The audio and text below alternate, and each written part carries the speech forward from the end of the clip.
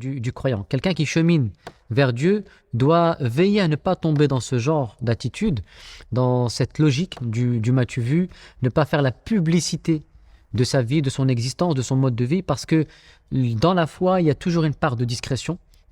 Et la discrétion permet d'entretenir la sincérité. Quelqu'un qui est discret, qui essaye de garder une part de discrétion, eh bien, sera plus à même d'entretenir sa sincérité. Et vous allez voir qu'en réalité, le cheminement du croyant, c'est un équilibre entre le visible et l'invisible, entre la discrétion, entre le fait d'être discret, mais aussi le fait d'avoir une vie publique. Le musulman, c'est pas non plus un être qui doit s'enfermer dans une grotte. Il doit avoir une partie de sa vie, doit être publique, c'est-à-dire qu'elle participe à la vie publique.